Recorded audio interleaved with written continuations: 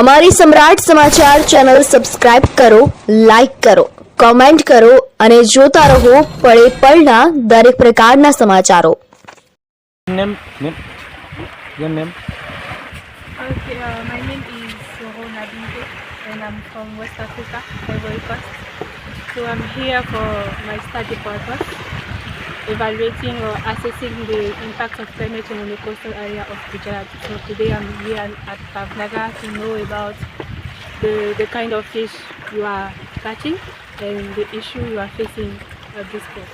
હવે બેન કહો તો ને અંગ્રેજીમાં શું કીધું ક્લાઇમેટ ચેન્જ ઉપર એ લોકોની સ્ટડી છે એ સ્ટડી પર્પઝ ક્યાં ઈ સ્ટડી ક્યાં કરે છે સ્ટડી ગુજરાતમાં કરે છે, ગુજરાતમાં કરે છે, અહીંયા જ કરે છે. અહીંયા જ કરે છે. કઈ જગ્યાએ ભાવનગરમાં સ્કૂલનું નામ આપણે અહીંયા આવું તો કન્ટિન્યુ એટલું જ જણાવી રહ્યા છે તમને કે એ અહીંયા ગુજરાતની જે સ્થિતિ છે દરિયાની અને ગુજરાતની જે અત્યારે જે હવામાન છે એના લીધે માછીમાર જે આપણે અહીંયાના સરદાનપરના છે કે આખા ભાવનગર જિલ્લાના છે એ માછીમારોને માછલી પકડવામાં કે એમનો વ્યવસાય કરવામાં કઈ રીતની મુશ્કેલીઓ આવી રહી છે, એ લોકો શું કઈ વસ્તુઓ પકડ કરે છે એ લોકો માછલીઓ પકડવા માટેની બધા માટે અને કઈ રીતના એનું વેચાણ કરે છે એની સમજ લેવા આવ્યા છે.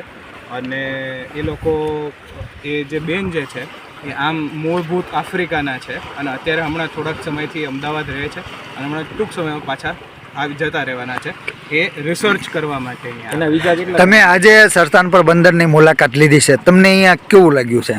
સરદાનપર બંદર એવું છે કે જ્યાં અમે લોકો દર મહિને લગભગ 2 થી 3 ફેરી મુલાકાત અમે લેતા જ હોઈએ છીએ અને આમનામ પણ જ્યારે પણ અમે મુલાકાત લેતા હોઈએ છીએ ત્યારે આનંદ જ આવે છે અહીંયા. બેનના વિઝા કેટલા ટાઈમના છે અને ક્યાંથી?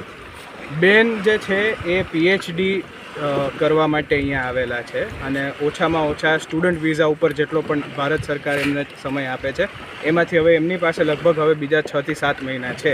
2 મહિનામાં એ પરત જઈ રહ્યા છે હવે પાછા. હા, સરદાનપર બંદરથી સેન્સિટિવ એરિયા છે, આપને ખબર છે? જી, મને ખ્યાલ છે અને મને એ પણ ખ્યાલ છે કે અહીંયા પોલીસ પેટ્રોલિંગ ને એ બધું પણ થતું હોય છે એટલે એ લોકો સાથે પણ મારી વાત થઈ ચૂકેલી છે. અહીંયા ચેકપોસ્ટ ઉપર અમે લોકો વાત કરીને જ આવેલા છે એટલે એ બધી અમને ખ્યાલ છે. Thank you.